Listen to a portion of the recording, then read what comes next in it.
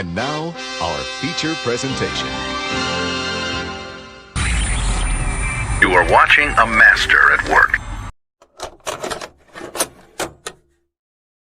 So I'll hear people say, if you believe it.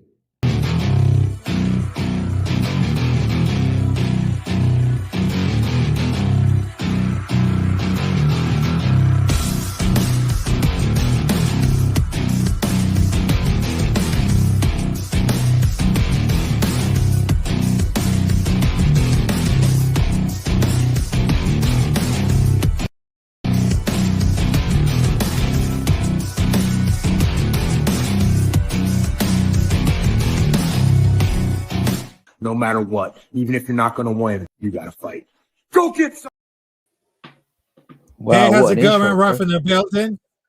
Yep, what an intro, because right now we just wanted to figure it out about like the new intro. But ladies and gentlemen, good evening, and this is Rafael Chassin, Capitán Rafucho, and welcome to episode number 26 of the Combat Club, because in this club we're going to fight anywhere, anytime, anyone. And right now we have a special guest, because right now we're gonna review and the preview between for UFC Vegas 100 is gonna be on Saturday night, and of course we got a debate between who's gonna be like the 2024 fighter between Alice Pereira, Ilia Topuiria, or is gonna be like another strong competitor. So right now we got a special guest right now, so you might know as the social media as the bad MMA Mad. So let's give it a great welcome to Mr. Frankie. So how's it been, Frankie? So how you been?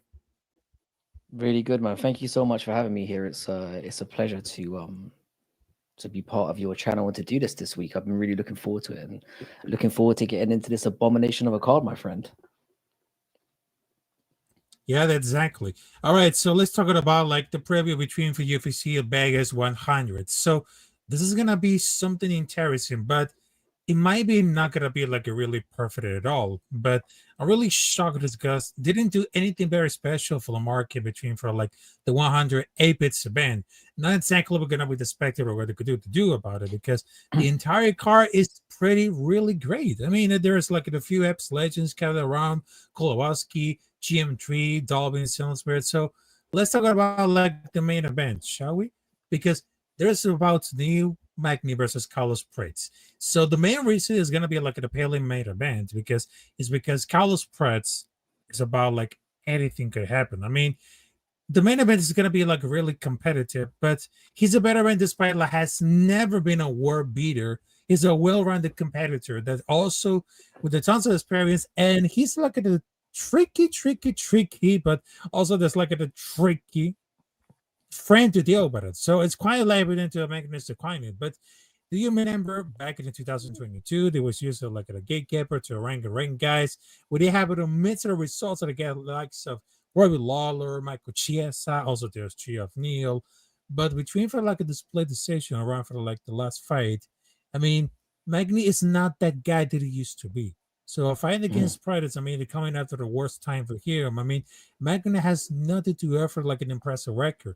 And that's why exactly the UFC has to book it at this fight. And of course, there's many like no interesting in the best in the progress of the career, because Practice looks like he has to be like the real deal. He's very terrifying to the watch, but he might be a little bit rough, but throwing around for the edges for the minute and winning perspective. But that guy is really dangerous, and Magny is like handling danger how he used to it. Yeah, no, I completely agree. I mean, Magny definitely has the experience advantage for sure. As you alluded to, he's kind of at the back end of his career now, where he's, you know, Magny's always been a little bit of a journeyman, but a tough roadblock to get through. And I do expect that there may be moments in this fight where Prates has some difficulty potentially, but it's very hard to go against this guy. I mean, if you look at Prates' record, it doesn't look overly amazing, especially when you look at the earlier part of his career. But certainly in his last 5-6, he's really come into his own. He looks really destructive. He's obviously with a really great gym over there at Fighting Nerds that are doing their thing. They're probably the gym of the year. I find it it's very difficult for me to overlook a devastating win for Prates here, and I think that's exactly what they're setting up. I think they're giving Magny, who's a relatively well-known name in the MMA space, and they're basically giving Prates a nice, comfortable layup to get into the rankings and give him a stepping stone matchup to move on from here. And that's exactly what I expect. I think the odds are a little bit wider than I was probably expecting they would be. I think minus 800 on Prates is a little bit of a risky one, considering what Magny's capable of. But I think Prates is going to pass this test, and I think this is going to be quite. I expect this to be over within 2.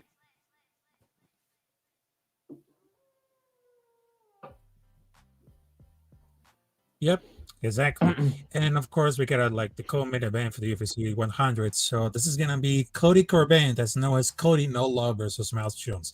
Now, this is gonna be like exactly very interesting because if you look about for this record about like the stats and everything, I mean, when you're facing an opponent that's not particularly trading on the feet, Cody's still very good at the boxing with the speed, move, and power to look good against anyone because he won that first round against Davidson Figueiredo a few months ago, which is like very impressive. But ultimately, a surprising demonstration was capable of. Because of course the demonstration continued as the guy like finished, and Miles Jones is gonna be like an always question about it because he's super athletic, he's really hard. I mean, he's kind of got a better for the most of the guys that he started in trade, but he just like at a so low volume. It's a really surprise it has been like a bit in twice at a high level of position. But his best opponent across 9 UFC bouts is Mauro Batista, but he's getting like a really knocked out. I mean, it's gonna be like a Douglas Silvas and Andrade. I mean, at the end of the day, the secret of after the fight is we're watching between Miles Jones versus Cody Garbrandt because it's a great demonstration how Cody's strengths and weakness against an opponent that seems like they're the best of the both. I mean, for 10 minutes, we just saw Cody style on Jones, and it seems like it's gonna be like refined that I saw between the fight against Dominic Cruz, which is upon a time. Well, basically, it doesn't get it against Hansen off, and something's getting guilty on it. But what happened for the third round that he did, I mean, Gavin was fighting for the life against a borderline level fighter that is just average like more than 2 significant strikes per minute. It doesn't take much into sense like governing himself. I mean, no matter how this is gonna crap in this fight, I mean, you can't even trust the ability Cody to have like Centurion here. Yeah, no, I completely agree. The thing is, though, from what I understand, I think this fight cancelled, along with quite a few of the others. Yeah, that's exactly. But they're trying to like to reboot it or something like that. But I was kind of like very confused because at first I seemed like the very cancel, but it seems like this happened like there's not going to be stake or everything. But right now it seems that they're going to retake on the books. Okay, so I assume the matchup's still gonna, even if it doesn't go down this week, I assume they will rebook it in the next couple of weeks. This is a very tough fight for Cody Garbrandt. It kind of shows where he's at in his career. It's a very weird one because obviously if you look at Cody Garbrandt's record, he's mostly lost to high level guys. You know, he's lost to Figueiredo, he's lost to TJ Dillashaw. These are some of his more recent ones, and he tends to do quite well against the mid-carder kind of guys. I kind of like Miles Jones in this one when this fight eventually goes down, because the issue that you always face whenever you have Cody Garbrandt in a matchup, can you really trust his chin? And I think that's where he might come unstuck. I know that Miles Jones isn't known to be the most powerful striker out there, but he can pop. He's had less damage on the tank. And he can wrestle. So I don't know. I think he's the favorite for a reason. This is one that if I was betting on, I'd probably stay away from it. But I can see Miles Jones kind of like grinding this out to a decision. That's kind of where I see this going. And I think, unfortunately, the days of us seeing Cody Garbrandt anywhere near the top are long over. I don't think we see him back. Unfortunately. Yeah, exactly. Yeah, unfortunately, that there. So right now, let's take them off of the comments right now. So salute to our opinions in the building. Also salute to Alpha Cassie, Dana Berry. So right now, let's talk about for the next fight, which is, well, kind of like very, really important, which is Luana Pinheiro versus Galen Robertson. So the question is going to be the remarkable. Why the fuck Galen Robertson fighting on the Canada card last week? Because why wasn't on that card? Because she's generally one of the Canadian prospects in the UFC in more ways than one. So it's nice that Mhm. Gillian on this card, because even they have romanticized like the 100th edition of the Empress, because Gillian Robertson is a preliminary GOAT. I mean, it's gonna be like a between first submission or to take KO so many times, because at the first year nobody believed her. I remember the first breakdown that it became like a bet on Robertson against Sarah Frauda, because if you see, because that talent, it was so really insane. Because one of them that got submitted again by Angela Hill, if you remember that, because if you Mhm. really want to know, because we never is like a bit of fraud, because she won like a UFC against Ronda Marcus by how the up kick hurt her, because she was quick like at the past when we watched Michelle Watterson, and if I should have lost. But the consistent through life with all these bad moments of Pinera is her cardio, which is very considered at all, but very like very worried, because she was starting to slow down against look at the Marcus. She figuring out how she was. I mean, she's slowing down with the third against Ray, was saying she couldn't have it like the pace. I mean, it's a little bit like a Metsi. But improving like the grappling version of Angela Keel is not very good as Mhm. Robertson. But I cannot look good. Like how passive did this fighter look for Robertson, given like at the premiere, I'm able to handle the moments or grapple like the UFC so far. But he also has very questionable cardio. I mean, Robertson is one of those dimension an idea to backing her the price tag is a very hard one, but a little bit confidence, but even though it's gonna be like a less than an action, but they just try to pull up the trigger.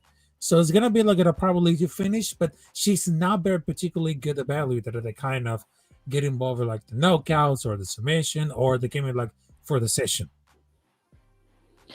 Yeah, I kind of agree. I do like the matchup, and I kind of agree with you. It's a bit of a strange one that we didn't see Gillian Robertson on the Canada card last week. I thought she would have been an excellent candidate for that. And considering how poor the card turned out to be, it would have been nice to have her on it. Having said that, we have had quite a few dropouts on this card, so I guess we're kind of lucky that we get a somewhat competitive and decent women's fight in what should be like a seminal Vegas event. Like you said, this is number 100. I wish they'd made a little bit more effort for it, but I'm happy that we get this fight. Again, I would side with I'm going to side with Gillian Robertson in this one. I think one thing that kind of stood out to me with Luana Santos, who did look very, very good in like old Pinheiro, who did look very, very good early on in her first few fights in the UFC, is that she really struggles being taken down. And that's Gillian Robertson's bread and butter. I think she's going to do very well to eventually get the fight to the ground. And when she does, I think she's going to get a fairly easy sub in this one. That's kind of where I see this one going. It's a shame as well because Pinheiro is obviously very marketable, gorgeous looking woman. I think it's fair to say that. And she does have some skills, but I think the experience factor is really going to get her here. And I think this fight might be a little bit too early, too soon for her. And I think Gillian Robertson's going to get it done. It's a bit of a weird fight in general because I think Gillian Robertson should be fighting a little bit higher up the rankings at this point. I don't know why they made this fight. It might have been an availability thing, but I expect Gillian Robertson to come through it fairly well. And at least we get some eye candy on the card this weekend because they are both, pretty good looking women. So we've got that to look forward to. I think it should be a good fight though. Yeah, exactly. There's gonna be like a good fight, but also there's one fight to discuss about like the period of UFC Vegas 100. So it can be like a strong competitor as the fight of the night. So there's gonna be Tristan Gore versus Antonio Trocoli. So this is gonna be like one of those fights that you can make. I mean, between for Tristan Gore, rarely ever fights, and you see like he's completely implode like after the Ultimate Fighter. I mean, people that had high hopes for him, but the guy who lost to Cody Brownish and can really beat Josh Friend. I mean, it also it's very wild to see that Gord is 30 years old. I mean, they always assume it's going to be like a kid that's still time to grow and humble himself. I mean, for the career of Antonio Trocoli, remember how being the guy in the relationship with Mackenzie Dern and also the highest call for the any fighter of the card because he's been like dodging fights left and right because he heavily stepped down to the face against Shower McGovern. So we're going to talk about it later, but he got liberated because I know it's going to be like a squash match, but no one gives like the chance, but going like 0-7 on takedowns against a guy who defends look non-assistant like at a year.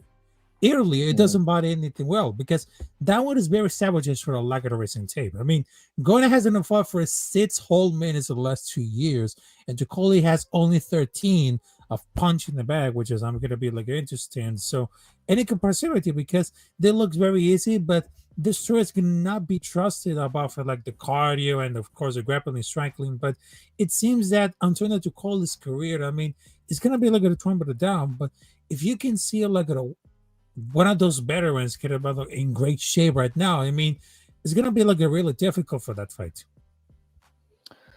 Yeah, this is a weird one to me as well because it's like what you kind of. I don't understand why these two gentlemen are in the UFC to begin with. I mean, Tresean Gore's what 4-2, which is a very odd record to be sporting to be in the best organization or supposedly the best organization in the world. I don't understand what he's doing in the organization. And again, the relationship that Tricoly has with Mackenzie Dern, if he wasn't slipping her one, would he be in the organization at all? I don't think so. So it's a bit of a strange fight. But you know, we've got it. The issue for me in this one, I don't think either of these guys are very good. But I definitely would give the edge to Tresean Gore just because I think he is a lot more aggressive and he fights a lot more on the front foot, whereas Tricoly, while he does have, you know, he is technically sound. He's got some good physical advantages. I mean, a very, very big dude for middleweight. He's what, 6'5", big guy. I don't feel like he uses his advantages very well. He's not very aggressive. He's not very intimidating. He can be very, very passive when he's inside the octagon. And I think that's going to play into Tresean Gore's hands. I think I can see Tricoly being very tentative, not doing much, and probably getting chinned out in this one. So hopefully, as much as these two probably shouldn't be in the organization, hopefully sometimes when you get two lower level guys scrapping it out, it can make for a very entertaining fight. And I hope we get that. But I'm going to edge Tresean Gore in this one. I think he's going to knock his head off, personally. There you go. And of course, after we just wanted to preview the UFC Vegas 100, so we can agree about like the opinions about like the fighters and of course the grappling, striking, the strikes and everything. So right now, let's move on to like another topic we're talking about in this one. So basically, we're getting almost close to the end of the 2024. Then there's like a long list that I had to take it out. Who's gonna be the winner of the fight of the year? Because right now we gotta discuss between the fight and the fighter of the year. So between for the fight of the year, there's gonna be like the strong candidates. So I would say between Justin Gage versus Max Holloway on UFC 300, which Max Holloway wins via TKO knockout. I think it's gonna be like a strong competitor to be the fight of the year. Also, it's gonna be like a strong competitors, which is Poirier versus San Denis on UFC 299 on March 2024.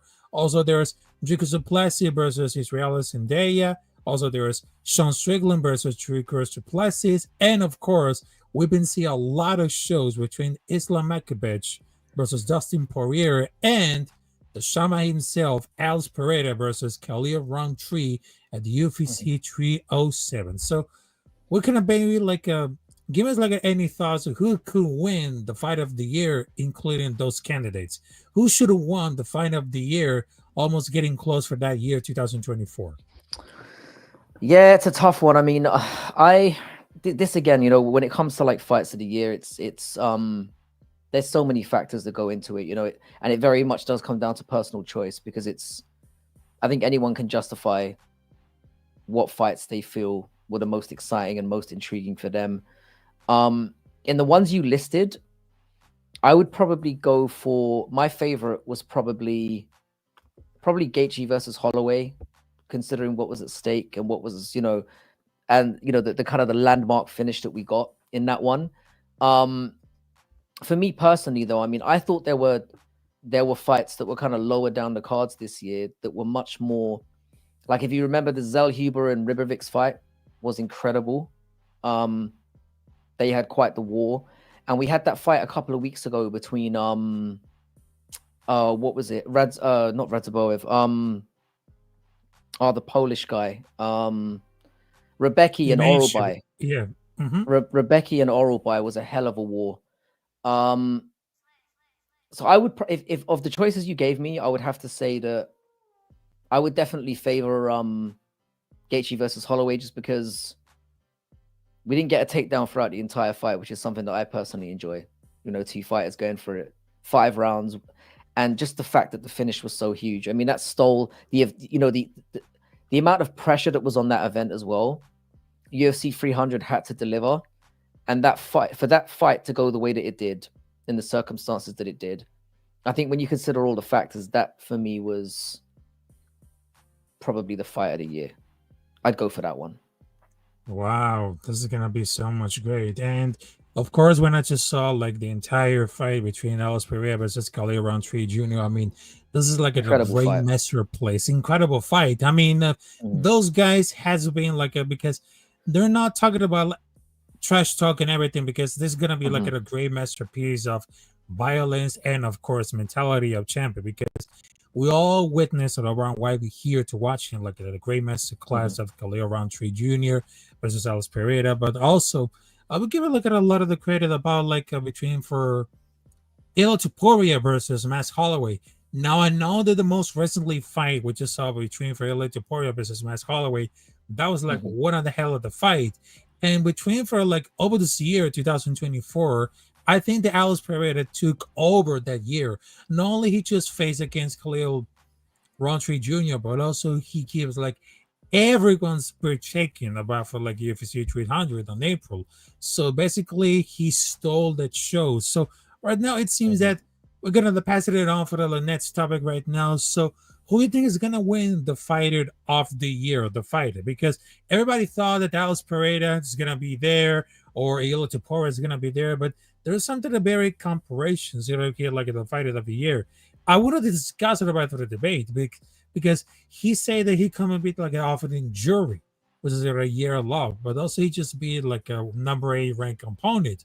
But it seems that it's gonna be really cooking it all. But since Ilia Topuiria became, Alice had defended 3 titles 3 times, but Alice is very different. He got like the bra, but I believe it's gonna be like a taking for long to defend it, because UFC wanted to cherry pick, but they wanted to make Topuiria the Holloway. But Ayla just fought it at the beginning, and Maz was still alive for the fight of April. But Alice, they think it is very normal to defend like 3-4 times per year. I mean, fighters that just need to rest in the proper they can to prepare for fights. But I think that between Alice Pereira talent, it's insane. It's unnatural, because no one knew what kind of the performance would have it like on those events that he really performed. But he's ended up being clearly active, but it's not like he has some issues, some between fights, the fairway to October isn't that great. But besides, a lot of the time the fights is during the circumstances of like the control of the fighters. But between and about that, it seems that Alice Pereira or Ilia Topuiria, I mean, this is gonna be something that I was getting like a little bit unexpected about this one. So who you think is gonna be like the fighter of the year between Ilia Topuiria or Alice Pereira? Do you know what? I think this is one of those situations where whoever you think is the guy, there's no wrong answer for this one, because both of them have had an incredible year. Looking at the side of Alex Pereira, like obviously the fact that he stepped in and saved so many cards this year. I mean, he saved 2 of the major cards that were in real danger. They had no main events. He was willing to step in at the last minute, which is obviously huge.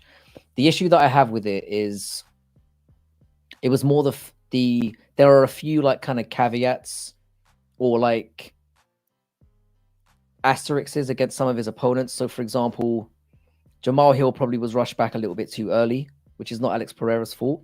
He probably should have had more time to heal.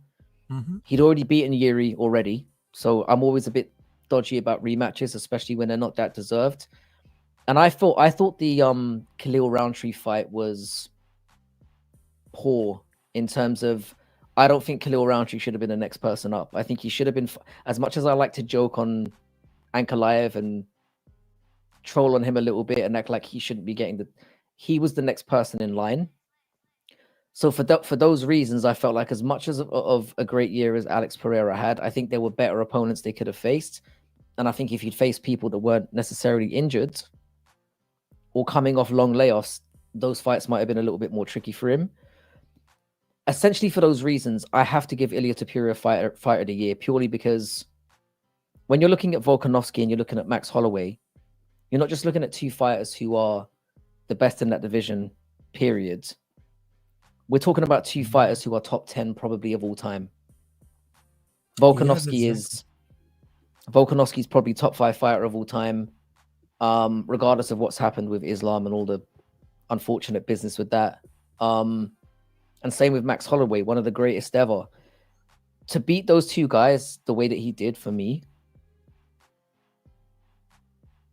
makes him the best fighter this year. Especially, I mean, I cannot emphasize how huge it is to knock out a guy like Max Holloway, who up until the Justin Gaethje fight had only been knocked down.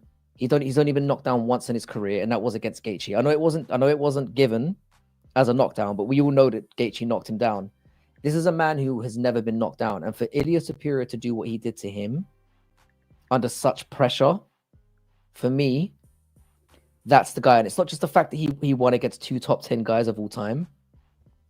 The impact that he's made on the sport in terms of the shit that he's been talking, the interest in the cards that he's been generating, you have to give it to Ilia Topuiria, in my opinion. He is, for me, the fighter of the year. But if they gave it to Alex Pereira, I would not be upset about that. I think they both had an amazing year. In my opinion. Exactly. Tough one.